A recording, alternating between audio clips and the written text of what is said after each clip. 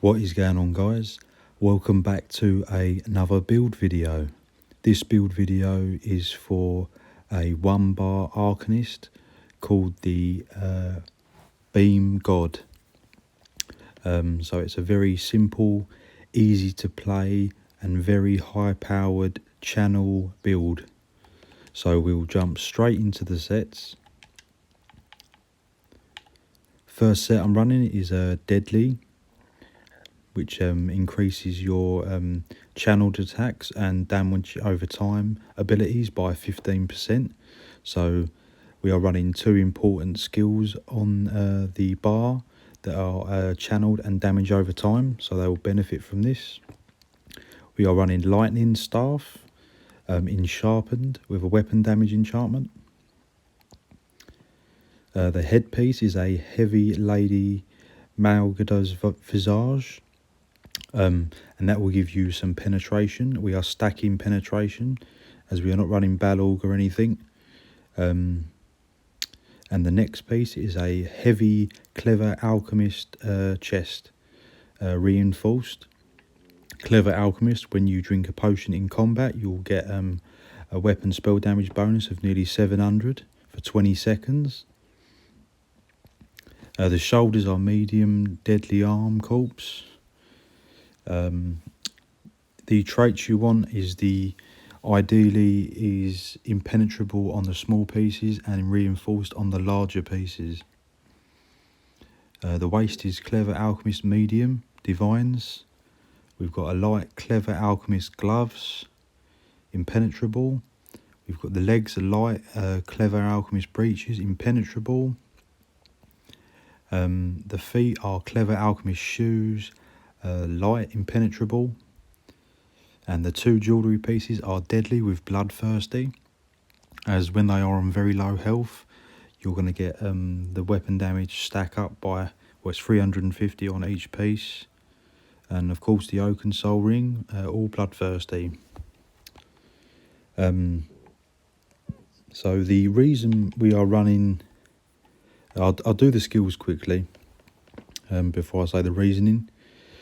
The first one we're running is Inspired Scholarship, which will generate crux for you and will pulse and enhances your class abilities and will deal additional magic damage, so you can pre-buff this. The flail will immobilise them, it will drench them in ink and they'll take 5% extra damage, so the beam will hit harder. Throw this 3 times or this once and twice on the flail, because you want to generate 3 crux for, of course, the Pragmatic Fate Carver. This hits super hard when you've got all 3 crux, as it will increase the damage done by 33%. And when you're channeling, you are immune to interrupts while the damage shield holds. So, and we can further enhance that with the Bastion CP, so your shield will last longer. But if the shield drops, you can be interrupted, so just be wary of this. We've got Evolving Rune Meld, which is your heal and also generates crux. And we've got the Rune Guard of Steel Waters, which will give you your minor resolve, so extra armour, and also immobilises enemies. You don't need the minor protection, as you'll get that with the Oaken Soul. And the ultimate is the Tide King's Gaze, which will follow enemies and deal magic damage. Very, very powerful. Make sure to immobilise them so they can't run away. You can use the flail, which I've been using. And just make sure you've got obviously all your passives slotted. Destruction Staff, your light and medium and heavy armour passives. We are running Vampire on this for your, you want the Undeath passive, so you will need stage 3 to benefit from this. Not run any Fighters Guild abilities. Get your Undaunted if you can for extra stats. And of course your Assault and Support lines. I'm running a Dark Elf for maximum damage. And you also get some flame resistance because you're a vampire. It'll reduce some of the damage taken from like DKs and things. So it's lovely. And we've got you do need the medicinal use, so your potions last longer. So we'll go back to the armour quickly. So I'm running a mixture of, I've got 2 heavy on, I've got 2 medium and 3 light, which I think is about right. Make sure the chest is heavy, and like I said, reinforced on the bigger pieces and impenetrable on the smaller pieces. So yeah, the reasoning. So you want to run a lightning staff on this build. And the reason you want to run a lightning staff is because of the, where is it? Yeah, the Ancient Knowledge passive, which increases your damage done with direct and channeled effects. So of course, the Fate Carver is channeled. And so is the Tide King's Gaze, or damage over time. I'm pretty sure it's channeled though, but we are, buffing this, so the Destruction Staff will definitely be buffing that. And of course, in combination, you can't beat a Deadly Lightning Staff, because so you're getting the buff from the Lightning Staff doing the damage over time and channeled attacks, and then you're topping it up with the actual Deadly 5 pieces buff of an extra 15%. So this is going to make the Fate Carver hit super hard. And also, you do get a lot of penetration for playing an Arcanist anyway. So you get an extra 4,000 bonus for every 2 mobility slotted. So that's why we are running the Fate Carver, the Flail, and the Inspired Scholarship. You could run Escalating Rune Blades. That's your little flex spot there. If you want to replace that with something, you could do the Rune Blades, but I like the Inspired Scholarship. But you can obviously play around with that, but I would recommend keeping these on. So you've got your armour, your heal, your immobilise and spammable, generate the crux, and then obviously beam away. If you beam with your ultimate at the same time, it's very, very punishing on your opponent. So yeah, all this in combination, and obviously proc your potion when in combat, and you will get a lot of weapon damage added. So you're getting the weapon damage from the enchantment, and you're also getting the potion. So if we quickly buff up, just to see what we're running. I think I might have done it wrong there. Yeah, you should be sitting around about 5.5k weapon and spell damage. You're just over 12k pen, which is nice. You've got around 30k weapon and spell critical, which is plenty. You've got like 40, nearly 40k health, so 38k is pretty good. Your recoveries are pretty good because obviously you're doing a heavy tax in between, so the recoveries are not a problem.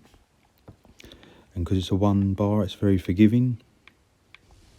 But yeah, make sure you pop the potion when you're in combat to get that bonus. Yeah, so about 5.5. And the resistances are quite good too. Around 29k spell and 27 physical resistance. So you can take a bit of punishment as well. So always pre-buff with your heal. Forget what that other skill was called. The Rune Guard of Still Waters. Yes, a pre-buff with that. And your scholarship. And then just, you want to flail away, so you've got your 3 crux flashing there. And obviously drop your ult. And then beam away. And that does quite a lot of damage on top of your opponent, and they will struggle to get away from it. But like I said, you are vulnerable to a bash, so any channeled ability, with the Templar Execute and the Arcanist one, you can be bashed. So make sure you are aware of that, and if it doesn't go to plan, just roll out, heal away and back up for another fight. So I said you will be a little bit squishy, but as long as you're keeping this up as much as you can, just only do the flails just to generate the crux and immobilise. And then you said you've got a shield as long as you keep that up. Also, another tip, if you go into the options and accessibility, you'll find there is a Arcanist gamepad aim assist intensity to make you a little bit more accurate. I can't see it does much difference, but it might be better just to have one rather than not. Yeah, so you will pump out a lot of damage. I know the weapon damage doesn't look a lot, 5.5k, but remember you're gaining a lot from the deadly and the lightning staff, which won't show on your tooltip. Critical damage isn't very high, but it will still hit pretty hard. I'm running a Bewitched Sugar Skulls for maximum stats, and the Lady for the physical resistance, just to make you a little bit tankier. But like I said, it's a fun build to do. Really good in BGs. If you're not in BGs, I would slot the Fighting Finesse for crit damage, Biting Aura, Thermitage, as they will buff the beam, and Wrathful Strikes. And like I said, put the Fortified on for a bit of armour, a bit of health, Boundless Vitality. Bastion is what will improve the damage shield of your beam, and Pain's Refuge for to reduce some damage taken.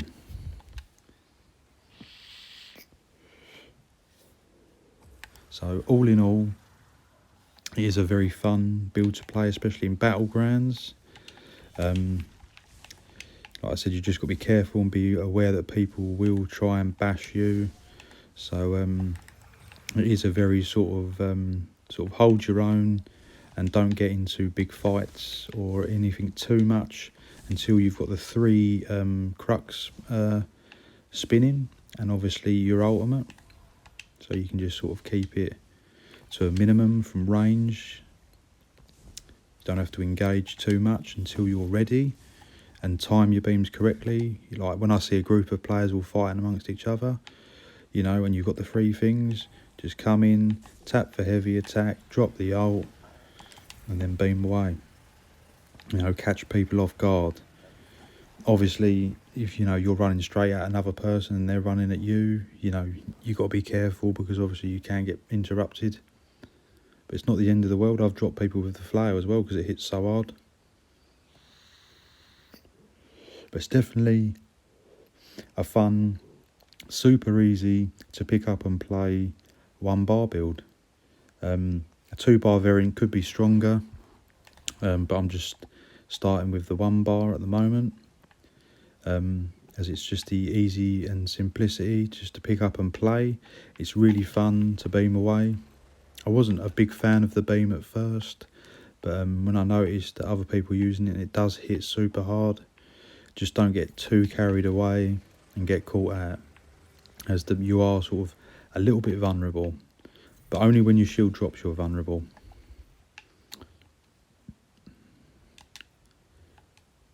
If you want to know what costume I'm wearing the Fate Scryer, which we get for completing, I think it's the main quest in Apothrica. I've just dyed it a different dye, and I've got the gold fabrication sheath skin on.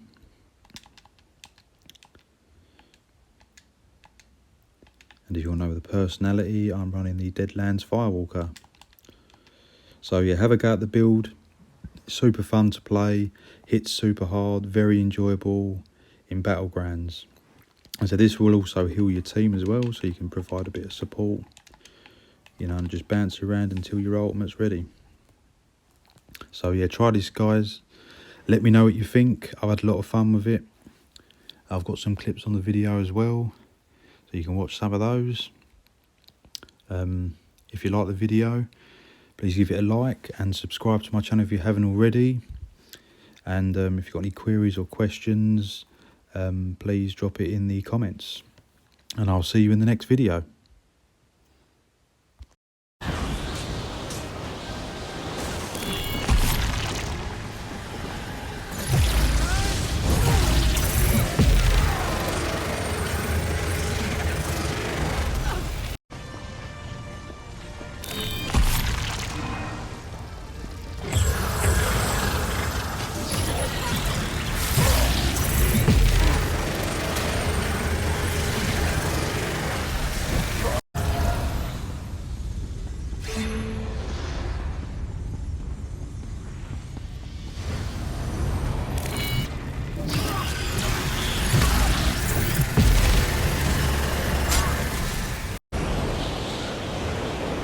Yes! The point is out!